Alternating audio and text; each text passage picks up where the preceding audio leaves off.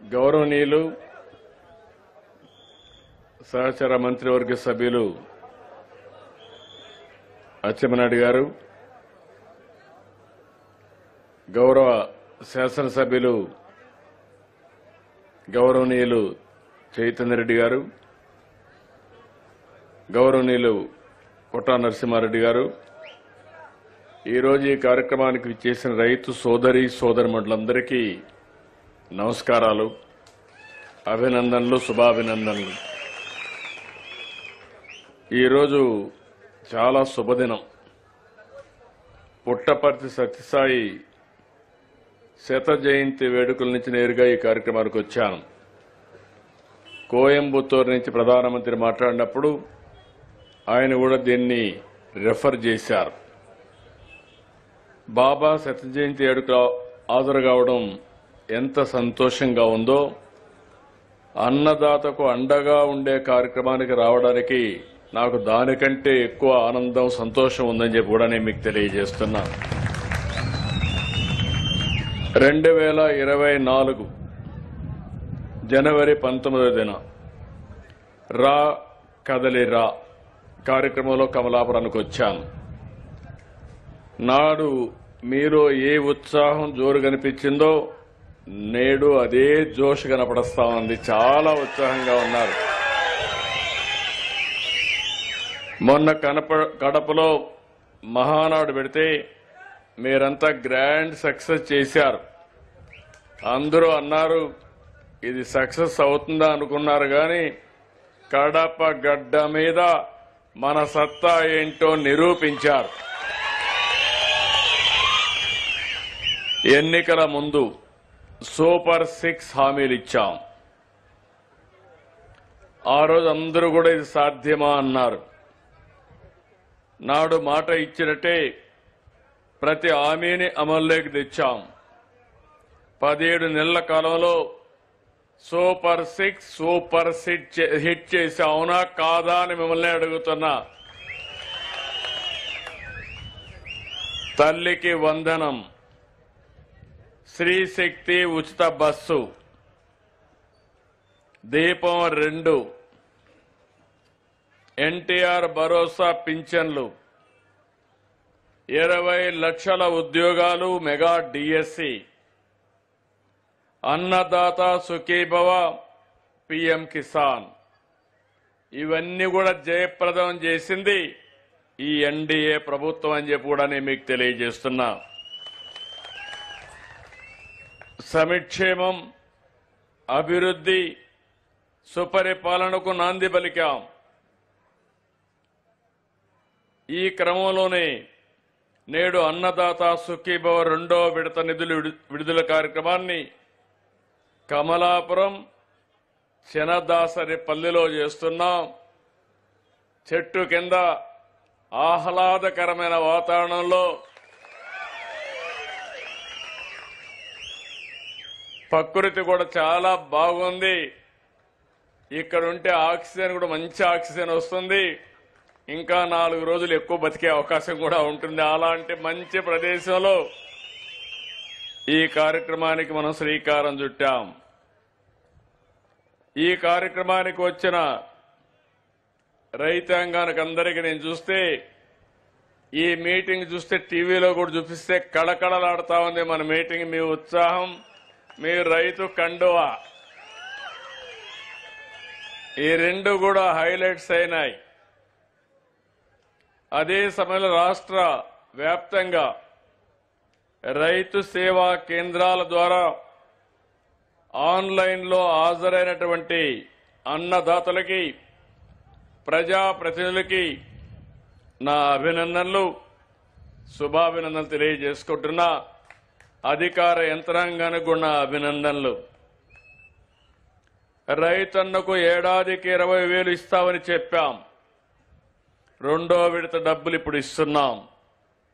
ఈ స్కీమ్ కింద తొలి విడతలో 3,174 కోట్ల రూపాయలు ఆగస్టులో జమ చేశాం.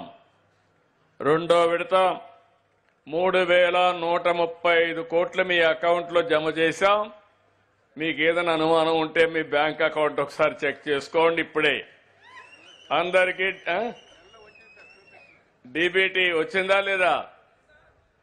సెల్ ఫోన్లు ఉన్నోళ్ళందరూ చేలు పైకెత్తండి. ఓకే, బ్యాంక్ అకౌంట్ వాళ్ళు కూడా చేలు పైకెత్తండి. ఉంటే ఒకసారి చెక్ చేసుకొని నాకు చెప్పండి. వచ్చిందా? వచ్చింది అని వాళ్ళు చేలు పైకెత్తండి. మా రైతు కూడా టెక్నాలజీ వాడుతున్నాడు. అందుకే ఈరోజు చాలా ముఖ్యమైన విషయం, అది కూడా నేను మాట్లాడతాను. ఈరోజు ఒక్క నిమిషం చెక్ చేసుకొని నాకు చెప్పాలి మీరు. రేపటి నుంచి మీకు చాలా నేర్పించాలి నేను. రాష్ట్రం మొత్తం రైతాంగాన్ని బాగు చేయాలంటే టెక్నాలజీలో మీరు బాగా.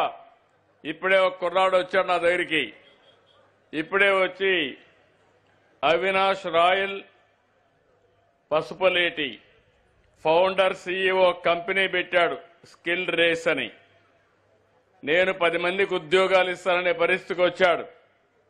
రైతులు కూడా ఆ స్థాయికి చేరాలి. అందుకే ఈ కార్యక్రమంలో మీరు చూస్తే ఇప్పుడే ప్రధానమంత్రి గారు మాట్లాడారు. మీరు ఆ విషయం గుర్తుపెట్టుకోవాల్సిన అవసరం ఉంది. దానికంటే ముందు 46,85,838 మంది అన్నదాతలకి 14,000 చొప్పున ఈ కూటమి ప్రభుత్వం మీ అకౌంట్లో జమ చేశాం. ఇంకొక 6,000 మూడో విడతలో వేస్తాం.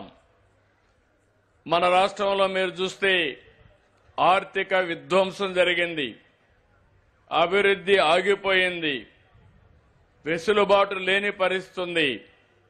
చెప్పిన మాట నిలబెట్టుకోవడానికి ఎన్ని ఆర్థిక ఇబ్బందులున్నా ఏమాత్రం ఆలస్యం చేయకుండా 2 విడతలు కలిపి 6,310 కోట్ల రూపాయలు అన్నదాతకిచ్చాం, మీ అకౌంట్లో జమ చేశాం.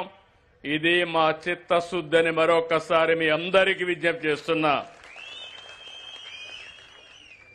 అయితే ఈరోజు రైతన్న భవిష్యత్తు మార్చే మార్పు గురించి మనం ఆలోచించుకోవాలి. మీ అభిప్రాయాలు, ఆలోచనలు, అవసరాలు కూడా మనం చర్చించుకోవాలి. ఆచరణలోకి తీసుకురావాలి. సాగు తీరు మారాలి. వ్యవసాయం లాభసాటి కావాలి. అన్నదాత బతుకు మారాలి. దీనికోసమే మనం ఆలోచిస్తే అనేక విధాలుగా మనం ముందుకు పోతున్నాం. ఈరోజు ప్రధానమంత్రి గారు ఉపన్యాసం కూడా మీరు విన్నారు.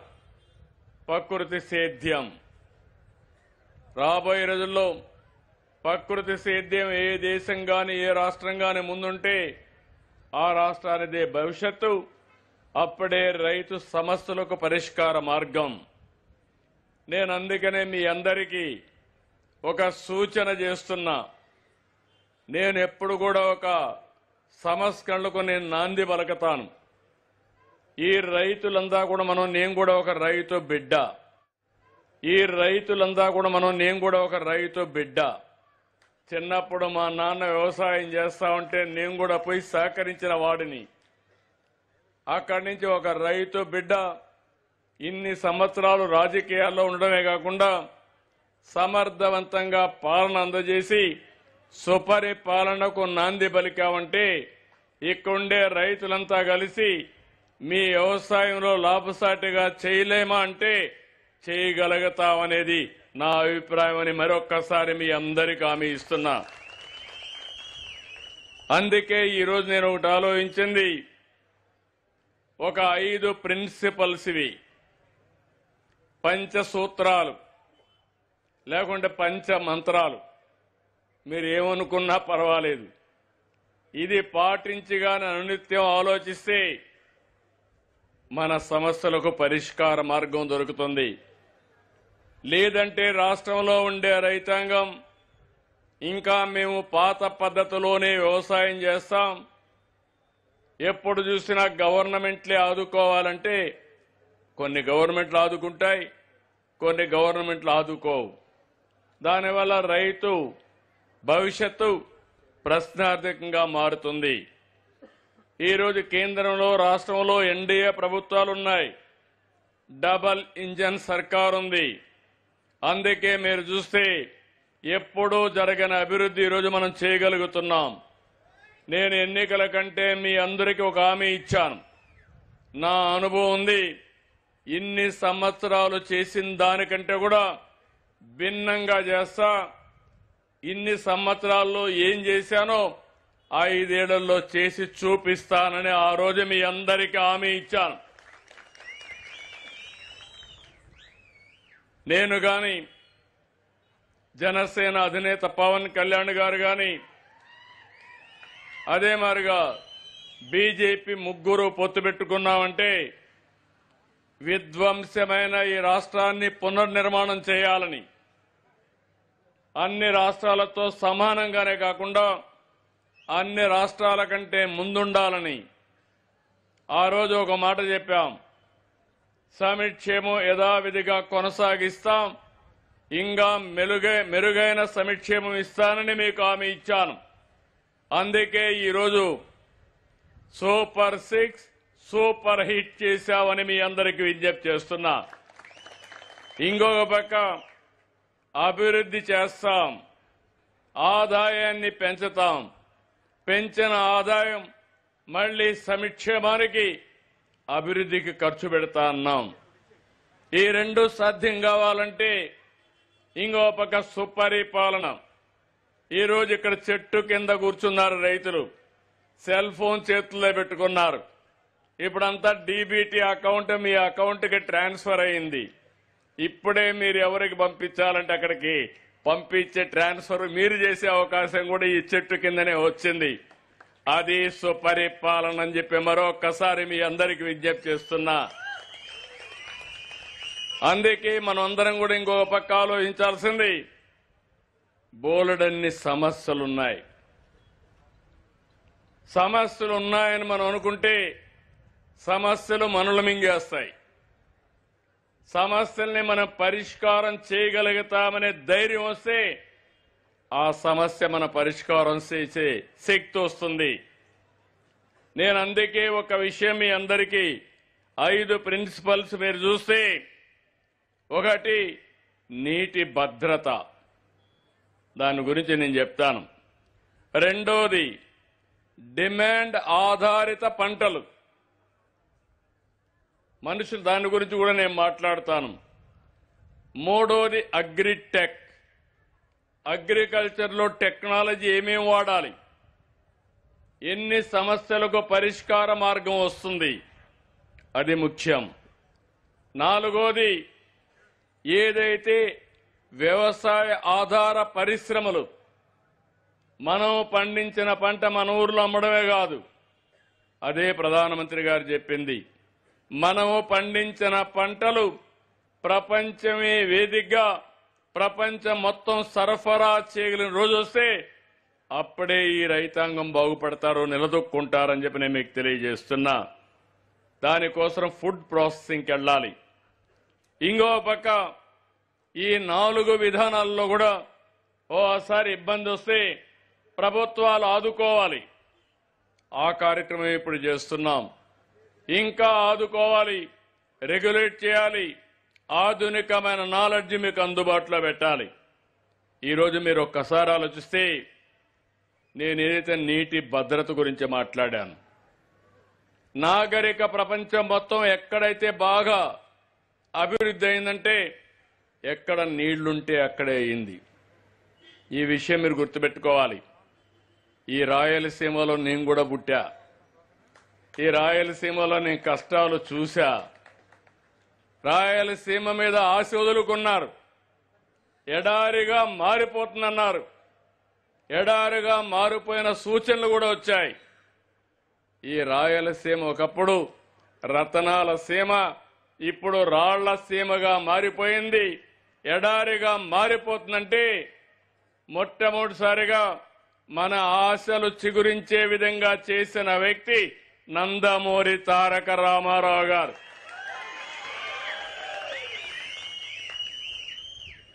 నేను ముఖ్యమంత్రి అయిన తర్వాత కూడా అనంతపూర్లో రాయదుర్గం ఎడారిగా మారిపోతా ఉంటే డబ్బులు ఖర్చు పెట్టి ఎడారిగా మారకుండా ఉండాలంటే ఏం చేయాలో కార్యక్రమాలు చేశాను. అక్కడి నుంచి మన ప్రయాణం కొనసాగింది. దేశంలో ఇప్పుడు కూడా రెండు జిల్లాలు తక్కువ వర్షపాతం పడే జిల్లాలు, అది అనంతపురం, జైస్వాల్, ఈ 2 జిల్లాలు ఉన్నాయి. అలాంటి ఉంటే ఈరోజు అంద్రి నీవా తీసుకొచ్చాం, నగిరి గాలేరు తీసుకొచ్చాం, తెలుగు గంగ తీసుకొచ్చాం, కేసీ కెనాల్ని అనుసంధానం చేశాం, హెచ్ఎల్సీ అన్ని తీసుకున్నాం. ఇవన్నీ చేస్తే ఎప్పుడూ రాయలు కట్టినటువంటి రిజర్వాయర్లో నీళ్లు లేక ఎండిపోతే నిన్నే పుట్టపర్తిలో చూస్తే ఒకప్పుడు హెలికాప్టర్ తిరుగుతా చూసేవాడిని.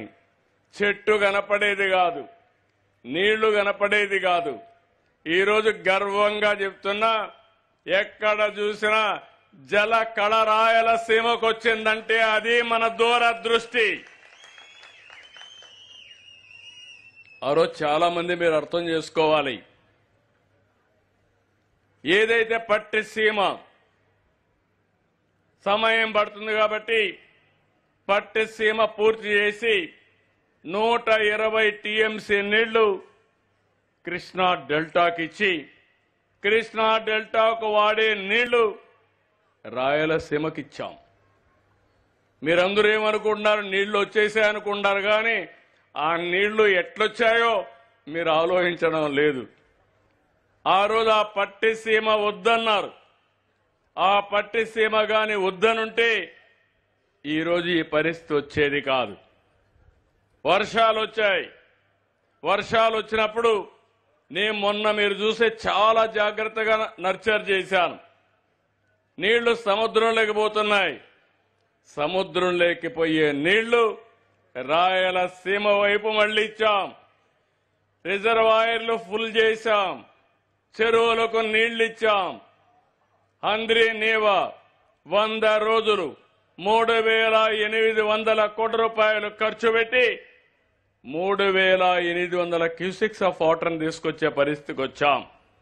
ఈ ఒక్క నిర్ణయం ఈరోజు రాయలసీమలో మీరు చూస్తే అన్ని చెరువుల్లో నా జీవితంలో ఎప్పుడూ లేని ఆనందం ఉందంటే దానికి కారణం అన్ని జలాశయాల్లో 95% నీళ్లు కళకళలాడుతున్నాయి. నేను ఒక సంకల్పం తీసుకున్నా. ఆ సంకల్పం మీరు గుర్తుపెట్టుకోవాల్సింది, కరువు లేని రాష్ట్రంగా, కరువు రహిత రాష్ట్రంగా తయారు చేయాలని నా సంకల్పం. ప్రతి ఎకరాకు నీళ్లు ఇవ్వాలని నా సంకల్పం. మనకు గోదావరి ఉంది, కృష్ణా ఉంది, అదే మరి అనేక నదులున్నాయి. ఇటీవల కాలంలో పెన్నా చాలా వరకు నీళ్లు తగ్గిపోయినాయి. వంశధారలో నీళ్లున్నాయి. మన రాష్ట్రంలో నదుల అనుసంధానం చేసి అన్ని రిజర్వాయర్లో నీళ్లు పెట్టగలిగితే 1 సంవత్సరం వర్షం పడకపోయినా 2వ సంవత్సరం బ్యాలెన్స్ అవుతుంది. రిజర్వాయర్లో నీళ్లు పెట్టాలి, చెరువుల్లో నీళ్లు పెట్టాలి, భూగర్భ జలాలు పెంచాలి, భూమిని ఒక జలాశయంగా తయారు చేయాలి. ఒకప్పుడు రాయలసీమలో 100 అడుగుల కిందన నీళ్లు. నేనే వోల్టా చట్టాన్ని తీసుకొచ్చాను. ఇన్ని అడుగుల కంటే కిందన పోతే మీరు బోరు వేయడానికి వీలు లేదని, కరెంట్ ఇవ్వమని కూడా తీసుకొచ్చాం. ఈరోజు అలాంటిది నేను చూస్తే రాయలసీమలో పోయిన సంవత్సరం 9 మీటర్లు, ఈ సంవత్సరం 7.3 మీటర్లకు నీళ్లు దొరికే పరిస్థితి వచ్చిందంటే అది మన దూరదృష్టి అని చెప్పి కూడా నేను మీకు తెలియజేస్తున్నా. నంద్యాలలో అయితే 4 మీటర్లే. ఇవి చూసిన తర్వాత గోదావరి జిల్లాలో ఏలూరు జిల్లా ఉంది, అక్కడ ఇంకా లోతులో నీళ్లున్నాయి. పక్కన రాజమండ్రి జిల్లా ఉంది, కాకినాడ, అక్కడ ఇంకా నీళ్లన్నీ లోతుగా ఉన్నాయి. నీళ్లు వచ్చిన తర్వాత, భూగర్భ జలాలు పెరిగిన తర్వాత రైతులందరూ మీరు గుర్తుపెట్టుకోవాలి, ఇవన్నీ కూడా నేను ఒకటే ఆలోచిస్తున్నా. రేపు కూడా ఎన్ని ఇబ్బందులు వచ్చినా అన్ని నదులు అనుసంధానం చేసి ప్రతి ఎకరాకు నీళ్లు ఇచ్చే బాధ్యత ఈ ఎన్డీఏ ప్రభుత్వం తీసుకుంటామని మరొక్కసారి మీ అందరికీ హామీ ఇస్తున్నా. ఇప్పుడే చైతన్య రెడ్డి గారు చెప్పినట్టు సర్వారాయ్ సాగర్ ప్రాజెక్ట్ అయింది, నీళ్లు ఇవ్వాలి. ఈ సంవత్సరం ఆ పనులు కూడా పూర్తి చేసే విధంగా కార్యక్రమాన్ని చేపడతామని చెప్పి కూడా నేను మీకు తెలియజేస్తున్నా. ఇలాంటి ప్రాజెక్టులో ఉండే నీళ్లన్నీ రైతులు ఉపయోగించుకోవడానికి అది కూడా మైక్రో ఇరిగేషన్కు పోయాం. నేను ఈరోజు పనిచేసిన ప్రారంభం కాదు ఇది. ఎప్పుడో కుప్పంలో ఇజ్రాయెల్ టెక్నాలజీ తీసుకొచ్చి మైక్రో ఇరిగేషన్కి వెళ్ళాం. ఆ తర్వాత దేశ స్థాయిలో వాజ్పేయి గారి పీరియడ్లో నేనే ఒక రిపోర్ట్ కూడా ఇచ్చాను మైక్రో ఇరిగేషన్ పైన. దీనివల్ల కరువు ప్రాంతాల్లో లాభం ఉంటుంది, ఈజీగా ఇరిగేట్ చేసే అవకాశం వస్తుంది, మనం వేసిన ఎరువులు అవన్నీ వేస్ట్ కాకుండా ఉండే పరిస్థితి వస్తుంది. దీనికి శ్రీకారం చుట్టాం. నేను ఒక పిలిపిస్తున్నా మిమ్మల్ని అందరినీ, నీళ్లున్నప్పుడు ఆనందపడడం కాదు, నీటి కొరత లేకుండా జాగ్రత్త తీసుకోవడమే ముందు చూపు. అందుకే మీలో కూడా ఒక చైతన్యం వస్తే వర్షాకాలం కంటే ముందు, అంటే వర్షాకాలం అయితేనే ఇమ్మీడియట్ గా మనకు రెయినీ సీజన్ ఇప్పుడు అవుతుంది, దానికి 4 మీటర్లోనే నీళ్లు ఉండాలి. 4 కాదు 3 ఉండాలి. వర్షాకాలం కంటే ముందంటే జూన్లో వర్షాకాలం వస్తుంది, దానికంటే ముందు 8 మీటర్లు ఉండాలి. 5 మీటర్లే మనం వాడుకోవాలి. ఇది సమర్థవంతంగా పనిచేసి ఈరోజు రాష్ట్ర ప్రభుత్వం 10,000 కోట్ల రూపాయలు రైతులకు ఉచిత విద్యుత్ ఇస్తున్నాం. ఇది చేయగలిగితే 5,000 కోట్లు తగ్గుతుంది. ఆ 5,000 కోట్లు ఖర్చు పెడితే ఇంకొంచెం రైతుకు డబ్బులు ఇచ్చే అవకాశం వస్తుంది. అంటే మనం ఏ విధంగా చేస్తున్నానికి ఇవి కొన్ని ఉదాహరణలు. ఎప్పుడైతే భూగర్భ జలాలు పైనుంటే ఎన్విరాన్మెంట్ కూడా బ్యాలెన్స్ అవుతుంది, చెట్లు వస్తాయి, భూమాత ఆనందంగా ఉంటుంది. మీరందరూ కూడా భూమాత నుంచి అన్ని తీసుకుంటున్నారు, భూతాపాన్ని మాత్రం తీర్చడం లేదు. ఈ విషయం మీరందరూ గుర్తుపెట్టుకోవాల్సిన అవసరం ఉంది. మనమందరం భూమాతకి రుణం తీర్చుకోవాలంటే, మనకన్నీ ఇచ్చిన ఈ భూమి రుణం తీర్చుకోవాలంటే భూగర్భ జలాలు పెంచి అనవసరంగా ఫెర్టిలైజర్స్ వేయకుండా ఇది కూడా మనం కాపాడుకోవాల్సిన అవసరం ఉంది. ఇది ఒకటి, ఇది నేను సాధిస్తాను. అప్పుడు రాష్ట్రంలో ఇంకొకటే ప్రాబ్లం ఉంటుంది, సైక్లోన్లు వస్తాయి. మొన్నే మీరు చూశారు, టెక్నాలజీ ఉపయోగించి ప్రాణ నష్టం లేకుండా ఆస్తి నష్టాన్ని కూడా తగ్గించే మెకానిజంతో ముందుకు పోయాం. అదే సుపరిపాలన. 2, డిమాండ్ ఆధారిత పంటలు. అందరం వరేస్తున్నాం, బియ్యం తినేవాడు మారిపోయారు, మీరు కూడా తినరు. అందరూ ఎందుకు? అందరికీ బీపీ, షుగర్, కార్బోహైడ్రేట్స్ తింటే గేట్వే ఫర్ ఆల్ డిసీజెస్. ఏ రోగం రావాలన్నా ఫస్ట్ వచ్చేది బీపీ ఉండేవాళ్ళకి వస్తుంది, షుగర్ ఉండేవాళ్ళకి వస్తుంది. అక్కడి నుంచి అనేక సమస్యలు వస్తాయి. అందుకే ప్రపంచం మొత్తం మారిపోయింది. పళ్ళు తింటున్నారు, కూరగాయలు తింటున్నారు, ఎగ్ తింటున్నారు, మిల్లెట్స్ తింటున్నారు. ఇలాంటి కూరగాయలు లేకుంటే ఆకుకూరలు ఇవన్నీ తినే పరిస్థితికి వచ్చారు. అందుకే ప్రధానమంత్రి కూడా సజ్జలు, జొన్నలు, కొర్రలు, రాగులు ఇలాంటి తినే పరిస్థితికి వచ్చారు. ఇంకా ఒక అడ్వాన్స్కి వెళ్ళిపోతున్నారు. ఎక్కువ ఫిష్, ప్రాన్, అక్వాకల్చర్, మీట్, లేకపోతే డైరీ ప్రోడక్ట్స్ ఇవి తినే పరిస్థితికి వచ్చారు. దీన్ని మనం కూడా అర్థం చేసుకోవాలి. మనం ఎవరిని ఫోర్స్ చేయలేం, ఆ విషయం మీరు గుర్తుపెట్టుకోవాలి. రెండోది, ఎరువులు ఎక్కువ వేస్తున్నాం. ఇప్పుడు కొత్తగా సైన్స్ మారిపోయింది. మారిపోయి మనం పండించే పంట టెస్ట్ చేస్తారు. దాంట్లో రెసిడ్యూ ఏముందో చూసుకుంటారు. అక్కడి నుంచి మన పంటకు డబ్బులు రావడం లేదు. కొన్ని రిజెక్ట్ చేసేస్తున్నారు.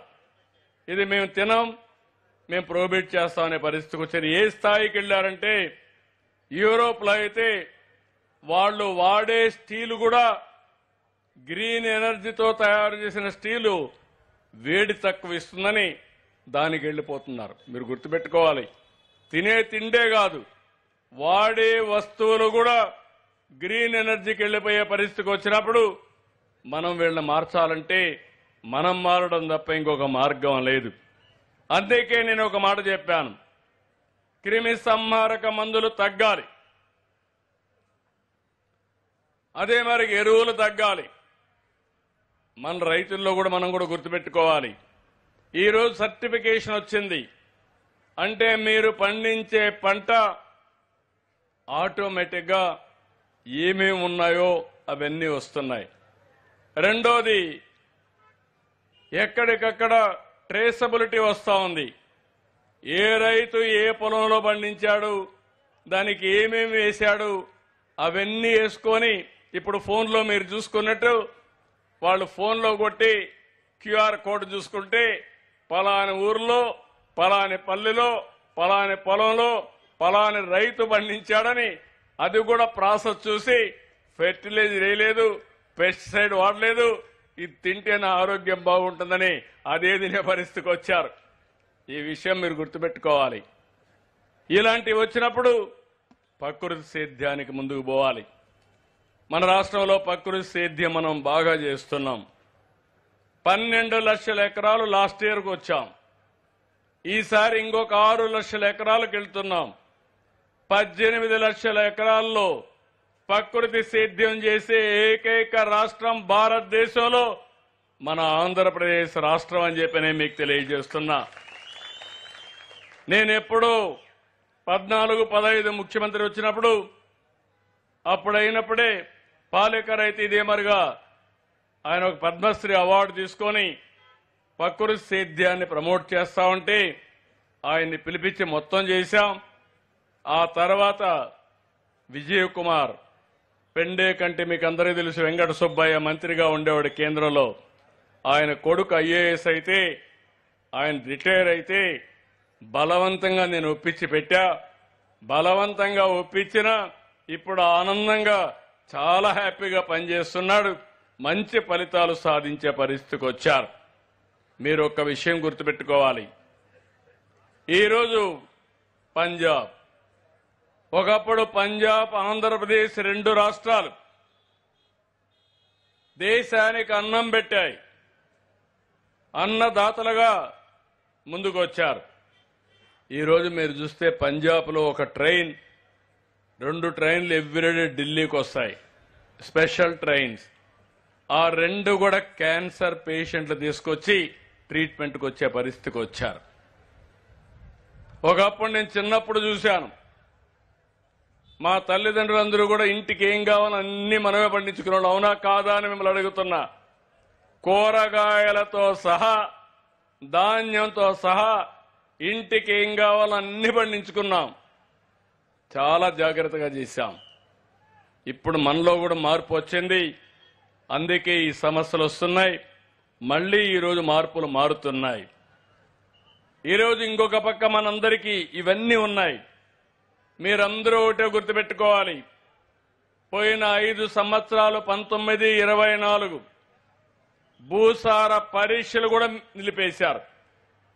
నేను ముఖ్యమంత్రిగా ఉన్నప్పుడు సమైక్య ఆంధ్రప్రదేశ్లో భూసార పరీక్షలు పెట్టి భూసార పరీక్షల ఆధారంగా మైక్రో న్యూట్రియంట్స్ ఇచ్చి తర్వాత ఏదైనా బ్యాలెన్సింగ్ ఉంటే ఇస్తున్నాం. ఈరోజు ఒక్క మాట అడుగుతున్నాం మిమ్మల్ని అందరినీ, మీకు ఏదైనా చిన్న ఆరోగ్య సమస్య వచ్చింది, కొంతమంది డాక్టర్లు ఏం చేస్తారంటే తొందరగా పనిచేయాలని స్టెరాయిడ్స్ కూడా ఇస్తారు. మైల్డ్ వెరైటీ ఇవ్వాల్సిన అవసరం అంటే ఇచ్చినా పర్లేదు, కానీ ఎక్కువ ఇస్తే బాడీకి సైడ్ ఎఫెక్ట్స్ వస్తాయి. భూమికి కూడా అంతే. ఈరోజు మీకు యూరియా తక్కువ ఖర్చుకు వస్తుందని యూరియా ఎక్కువ వేస్తున్నారు. అది ఎవరు చెప్తే వేస్తున్నారంటే ఆ షాప్ వాళ్ళు చెప్తే వేస్తున్నారు. అంటే దీనికి ఒక శాస్త్రీయత లేదు. ఇప్పుడు మనం అందరం కూడా బ్రహ్మాండంగా టెక్నాలజీ ఏజ్లో ముందుకు పోతున్నాం. నేనే టెక్నాలజీ ప్రమోట్ చేశాను. ఈ సెల్ ఫోన్లు వచ్చినప్పుడు నన్ను అందరూ ఎగతాళి చేశారు. ఈరోజు సెల్ ఫోన్ లేని వాళ్లే లేరు. అందుకే దీనికి విరుగుడు మార్గం మీకు ఒకటే చెప్తున్నా, ఎప్పటికప్పుడు అగ్రి లిటరేచర్ని కొత్త విధానాలన్నీ కూడా రైతు దగ్గరికి తీసుకురావాలి.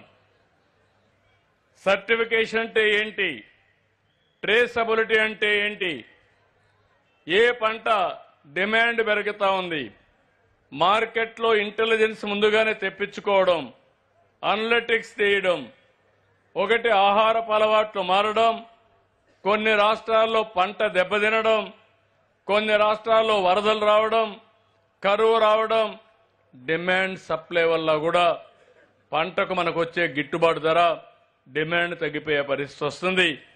ఇలాంటి టెక్నాలజీ అన్ని అందుబాటులోకి తీసుకొస్తాం. అందుకే మీ అందరికీ చెప్తున్నా, అగ్రికల్చర్లో టెక్నాలజీ, దీన్నే అగ్రిటెక్ అంటున్నాం. మూడో ప్రిన్సిపల్ గా నేను మాట్లాడుతున్నా.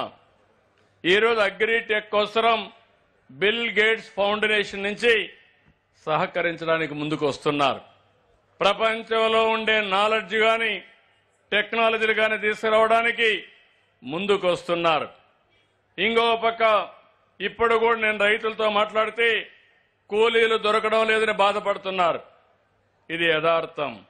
ఎప్పటి నుంచో నేను ప్రయత్నం చేస్తున్నాను, నరేగా వ్యవసాయానికి అనుసంధానం చేయాలని. ఒక స్టేజ్లో కేంద్రంలో వ్యవసాయ శాఖ మంత్రిగా ఉండే వ్యక్తిని, మాజీ ఆయన సీఎంగా ఉండేవాడు అప్పుడు మధ్యప్రదేశ్లో, చౌహాన్ గారు ఆధ్వర్యంలో కమిటీ వేశారు. దురదృష్టం, ఆయన కమిటీ రిపోర్ట్ ఇవ్వలేదు. మళ్లీ నేను ప్రధానమంత్రి గారితో మాట్లాడతా, ఎంతవరకు వీలైతే నా ప్రయత్నాలు చేస్తానే ఉంటా. కానీ మీ అందరినీ ఒకటే కోరుతున్నారు, అది వస్తుందని ఆశపడి అసలు పని మానేస్తే మాత్రం కరెక్ట్ కాదు. ఈరోజు మీరందరూ చూస్తే నేను ఒకటే ఆలోచిస్తున్నాను, శాటిలైట్లు వచ్చాయి. మనమే తిరుపతిలో స్పేస్ సిటీ పెట్టాం, శ్రీహరికోటలో లాంచింగ్ ప్యాడ్ ఉంది, దానికి సమానంగా శాటిలైట్లు కూడా తయారు చేస్తాం. ఇప్పుడు శాటిలైట్ని అద్దెకు తీసుకున్నాం మనం. ప్రతి నెల ఒక్కసారి శాటిలైట్ తీసుకుంటే భూసార పరీక్షలు చేయడానికి అవకాశం ఉంటుంది. భూసార పరీక్షలు తీసుకుని ఏ పంట వేశారో కూడా తీసుకోవచ్చు. ఇక్కడ ఎంతమంది కూర్చున్నారో కూడా శాటిలైట్ మ్యాప్ తెప్పించుకుంటే ఎంతమంది కూర్చున్నారో కూడా తెప్పించుకోవచ్చు. ఇక్కడ సీసీటీవీ కెమెరాలు పెట్టారు. ఒకసారి మిమ్మల్ని అందరినీ రన్ చేస్తే మీ అందరి ఫోటోల ఆధారంగా ఏ వ్యక్తి ఎక్కడున్నాడో అది కూడా చూసుకునే అవకాశం వస్తుంది. ఇప్పుడు మీ ఫోన్లన్నీ ఉన్నాయి, ఇక్కడంతా ఉన్నారు. ఆ ఫోన్ డేటా తీసుకుంటే ఎవరెవరు ఈ మీటింగ్కి వచ్చారో అటెండెన్స్ కూడా తీసుకునే అవకాశం వస్తుంది. అంటే ఎందుకు ఇవన్నీ చెప్తున్నానంటే, ఇటీవల మీరు చూస్తుంటారు, నేను టెక్నాలజీ అనుసంధానం చేసి పింఛన్లు ఇస్తున్నా. పింఛన్లు ఇస్తే 65 లక్షల మందికి ఇస్తాం. ఏ నిమిషంలో ఇచ్చారో నాకు వస్తుంది, ఎవరిచ్చారో వస్తుంది, ఎక్కడిచ్చారో వస్తుంది. ఒక మీటర్ అటు ఇటు అక్కడ ఇచ్చారు, ఇంటి దగ్గర ఇచ్చారా, లేకపోతే నరేగా వర్క్షాప్ ప్లేస్లో ఇచ్చారా, హాస్పిటల్లో ఇచ్చారా, ఎక్కడిచ్చారో వచ్చేస్తుంది. తర్వాత మళ్ళా ఫోన్ పంపిస్తున్నా మీకు అందరికి మెసేజ్, వచ్చిన అతను మర్యాదగా ఇచ్చాడా, తిట్టుకుంటా ఇచ్చాడా, లేకపోతే మిమ్మల్ని కావాలని ఇసుక్కుంటూ ఇచ్చాడా, మిమ్మల్ని ఒక స్టేక్ హోల్డర్గా చూడాలి తప్ప ఏదో భిక్షం వేసినట్టు విసుక్కొనిస్తే అది తప్పనే ఉద్దేశంతో అది కూడా పెట్టా. అంటే టెక్నాలజీతో ఇవన్నీ సాధ్యం. అందుకే నేను ఈరోజు డ్రోన్స్ ఉపయోగిస్తున్నాం, ఇంకో పక్క శాటిలైట్ ఉపయోగిస్తాం, సెల్ ఫోన్స్ ఉపయోగిస్తాం. ఇవన్నీ ఉపయోగించి మీ అందరికి కూడా యాక్యురేట్ డేటా తెప్పిస్తాం.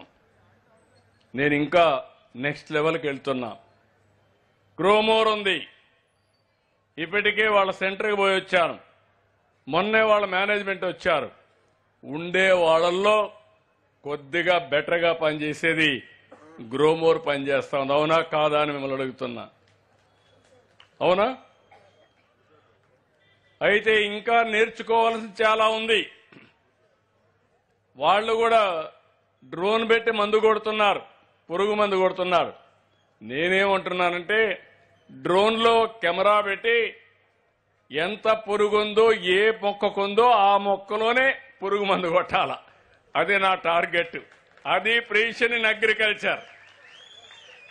అట్లా కాకుండా యూనిఫామ్ గా కొట్టుకుంటా పోతే జోబులో ఉండే డబ్బులు గుల్లైపోతుంది, కానీ ఫలితం మాత్రం రాదు. ఇంకా కూడా ఆలోచిస్తున్నా, రాష్ట్రంలో గాలి విండ్ ఏ డైరెక్షన్ లో పోతుంది, ఆ విండ్ క్వాలిటీ ఏంటి, అందులో తెగులు ఏమేమి ఉన్నాయి, అది ఎంత దూరం ప్రయాణం చేస్తుంది, ఏ పంట మీదకి వస్తుంది, ఏ పంటను ఇంపాక్ట్ చేస్తుంది, ఏ పొలాన్ని, అది కూడా అనలైజ్ చేస్తున్నా. అది వస్తే మీకు ఏ బాధ లేదు. అసలు ఈ తెగులే ట్రావెల్ కాకుండా చేస్తే ఓసారి తెగులే కాదు పురుగులు కూడా ఓసారి చూస్తాం. చాలా సార్లు వచ్చాయి, మీరందరికీ ఐడియా ఉంది. తెల్లవారితో నిద్ర లేచి చూస్తే మన పంట అంతా కూడా కొట్టేసింది. అలాంటివి చాలా ఉన్నాయి. ఇవన్నీ కూడా ఇది చేయడానికి నేను 42 పారామీటర్ సర్వేర్ ద్వారా అనలైజ్ చేస్తున్నా. మీ భూమిలో తేమ ఎంత ఉంది, నీళ్లు లేకపోతే నీళ్లు ఎప్పుడు పంట ఎండిపోతుంది, ఎండ ఎంత ఉంది, తేమ ఎంత ఉంది, ఎంత మాయిశ్చర్ ఎవాపరేట్ అవుతుంది, ఎప్పుడు తడిపోయి మళ్ళా పంట స్ట్రెయిన్ అవుతుందో అవి కూడా అనలైజ్ చేస్తున్నా. ఇలాంటివన్నీ చేసినప్పుడు నేను ఒకటే అందుకే మీకు చెప్తున్నాను, టెక్నాలజీ తెస్తాం, మెకనైజేషన్ తెస్తాం, రైతులకు అందుబాటులో ఉంటాం. మైక్రో ఇరిగేషన్ తో డ్రిప్ ఇరిగేషన్ ఒకప్పుడు నిలిపేసి నేను వస్తానే మళ్లీ 90% సబ్సిడీతో మీకు మైక్రో ఇరిగేషన్ ఇచ్చాను.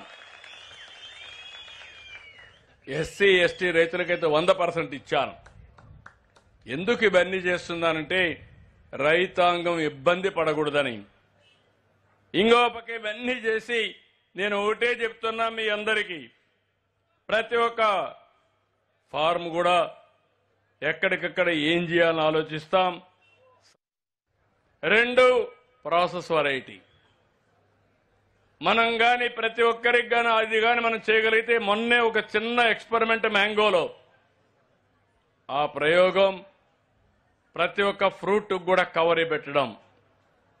ఆ కవర్ పెడితే ఫ్రూట్ ఎక్కడ డ్యామేజ్ కాలేదు, అదే మరిగా ఎక్కడ మచ్చలు లేవు, దెబ్బతిన లేదు. మామూలు పంట కంటే 3-4 రెట్లు ధర ఎక్కువ వచ్చింది. మ్యాంగో అందరూ దెబ్బతిన్నారు, వీళ్ళు మాత్రం ప్రపంచంలో అమ్మగలిగారు, బెటర్ ప్రైస్ వచ్చింది, సర్వైవ్ అయ్యారు. నేను అందుకనే మీ అందరినీ కోరుతున్నా, ప్రీ హార్వెస్టింగ్ పంట వేసినప్పటి నుంచి మనం చేసే విధానం, అదే సమయంలో హార్వెస్టింగ్ ఆ పళ్ళుని తీసే విధానం, అక్కడి నుంచి కోల్డ్ చైన్ లింక్, కోల్డ్ స్టోరేజ్లు కావాలి, అక్కడి నుంచి పెట్టాలి. దేశంలో ప్రపంచంలో ఎక్కడ మార్కెట్ బాగుందో అనలైజ్ చేసి ఆ మార్కెట్కు నేరుగా మీ ఊరి నుంచి పంపించే మెకానిజం నేను ఎస్టాబ్లిష్ చేయబోతున్నానని చెప్పి నేను మీకు తెలియజేస్తున్నా. దీనికి ఇంకొక విషయం కూడా మిమ్మల్ని కోరుతున్నా. ఇప్పుడు ఇక్కడి నుంచి ఢిల్లీలో లేకపోతే బాంబేలో లేకపోతే మధ్యప్రదేశ్ భోపాల్కి ఒక వ్యాగన్ మామిడి పళ్ళు పోవాలంటే, లేకుంటే అనేక రకాలైన పళ్ళు పోవాలంటే వ్యాగన్ ఇక్కడి నుంచే డైరెక్ట్ గా బుక్ చేసినగా లాజిస్టిక్స్ అన్ని వర్కౌట్ చేస్తున్నా.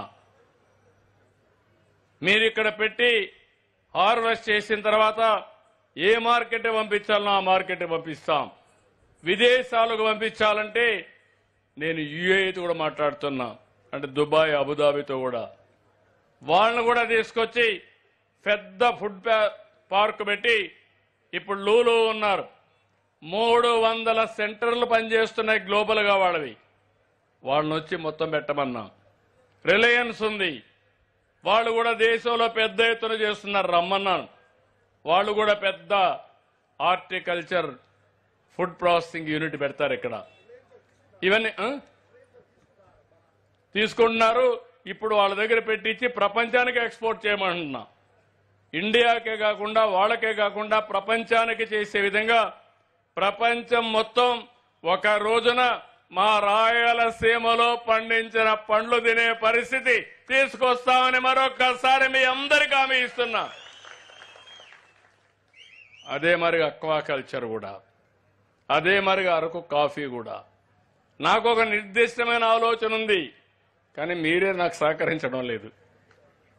మీరు ఇంకా పాత పద్ధతిలోనే ఆలోచిస్తున్నారు. నేను ఎంత చెప్పినా నా మాట మీరు వినడం లేదు. 30 ఏళ్లకు మునుపు నా మాట విన్నారు. టెక్నాలజీ మాట్లాడా, అందరూ నన్ను 420 కూడా అన్నారు, పనికిరానోడు అన్నారు. ఈరోజు మీరు చూడండి, ఫోన్ లేని ఉన్నారా? భార్య భర్త లేకపోయినా కొంచెంసేపు ఉంటుంది, భర్త భార్య లేకపోయినా కాసేపు ఉంటుంది, కొడుకు తండ్రి దగ్గర రాకుండా ఉంటాడు, కానీ సెల్ ఫోన్ మాత్రం అందరికీ కావాలా. ఇప్పుడు ఇంకొకటి ఉంది, ఇది కూడా పెద్ద ప్రాబ్లం, దాన్ని కూడా పరిష్కారం చేయాలి. అన్ని సెల్ ఫోన్లో మెసేజ్లు అయిపోయినాయి. వ్యక్తిగతంగా కరవడమే మానేస్తున్నారు భార్య భర్త కూడా. ప్రతి ఒక్కరూ బిజీగా ఉన్నారు, ఫోన్ పెట్టుకొని తిరుగుతూ ఉంటారు. ఇలాంటి సమస్యలు కూడా వస్తున్నాయి. దాన్ని ఏ విధంగా అడ్రస్ చేయాలని చేద్దాం. కానీ అగ్రికల్చర్లో మళ్లీ కోరుతున్నా, గేమ్ చేంజర్ అగ్రికల్చర్లో టెక్నాలజీ, అగ్రిటెక్ నేను తీసుకొస్తాను. ఈరోజు వాట్సాప్ గ్రూపులు పెట్టా, మీరు చూస్తున్నారు. 730 సర్వీసులు నేరుగా వాట్సాప్ గవర్నెన్స్ లో మీకు ఇస్తున్నా. రేపటి నుంచి నేను ఈ సేవలన్నీ కూడా వాట్సాప్ లో పెట్టినట్టే కాదు, ఏఐ ఉపయోగిస్తున్నా, ఆర్టిఫిషియల్ ఇంటెలిజెన్స్ ఉపయోగిస్తున్నా. 44 పారామీటర్స్ ఇన్ఫర్మేషన్ తెప్పిస్తున్నా. క్యాలిక్యులేట్ చేసి మళ్ళా మీకు ఇన్ఫర్మేషన్ పంపిస్తా, అధికారికి కూడా పంపిస్తా. అంటే నా ఉద్దేశం పెను మార్పులు తీసుకొస్తాం మీరు సహకరిస్తే. మీ ఆరోగ్యం నా భరోసా. తొందరలో మీరు చూస్తే సంజీవిని పార్కు సంజీవిని ప్రాజెక్ట్ తీసుకొస్తున్నా, యూనివర్సల్ హెల్త్ ఇన్సూరెన్స్ తీసుకొస్తా.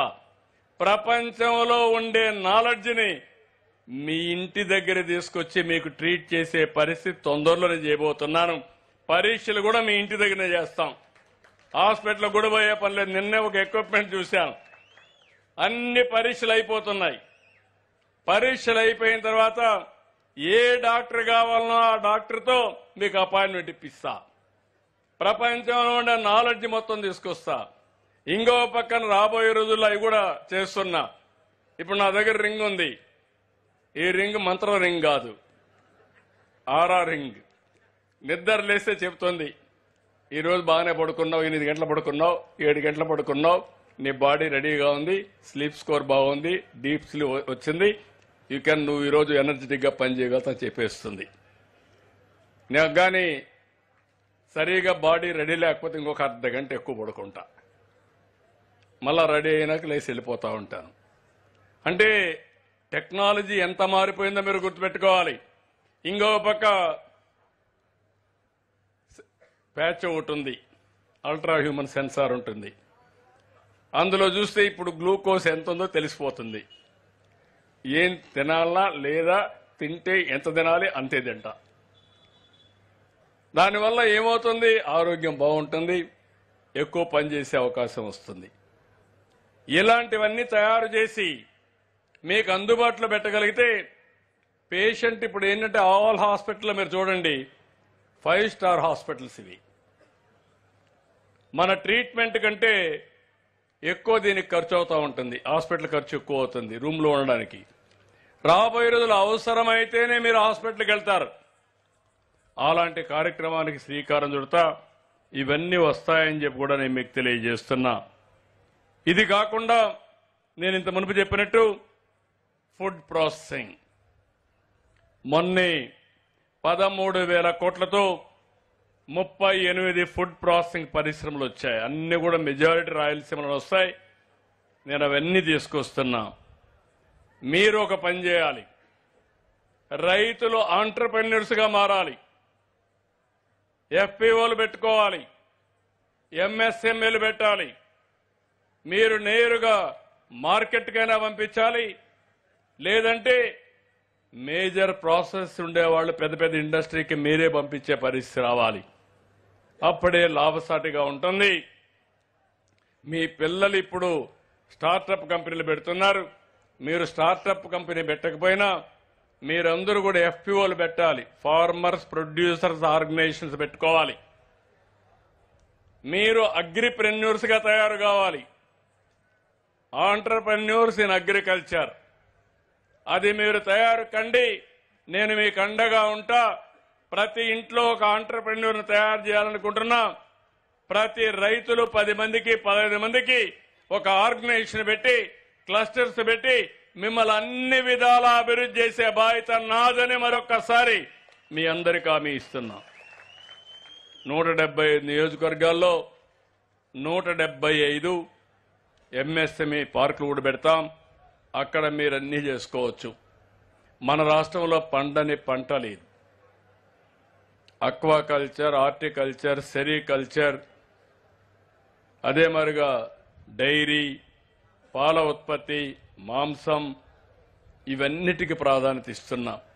ఈరోజు మీకు తెలియకుండా ఉంది, కానీ మీరు అర్థం చేసుకోవాల్సింది రాష్ట్రంలో ఎక్కువ ఆదాయం వచ్చేది వ్యవసాయంలో కాదు. మనకు ఫస్ట్ ఆదాయం వచ్చేది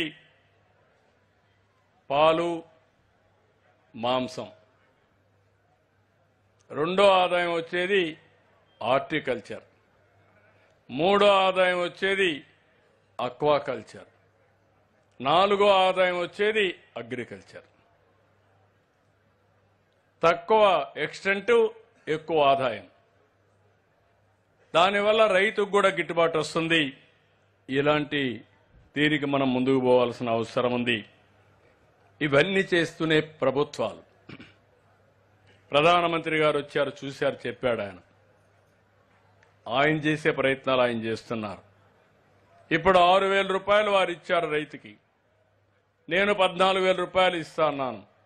20,000 రూపాయలు సంవత్సరానికి అందరి రైతులకు ఇవ్వాలని ఎన్డీఏ ప్రభుత్వం నిర్ణయం చేశాం. ఇది ఇస్తాం. ఈరోజు ఒక పక్కన చూస్తే ఎప్పుడన్నా విపత్తు వస్తుంది.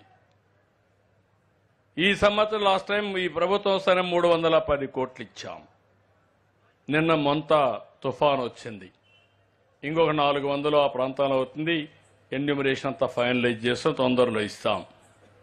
ఇంకో పక్క పీఎం ఫసల్ బీమా యోజన, వాతావరణ ఆధార పంటల బీమా, ఇవన్నీ కూడా తీసుకొస్తున్నాం.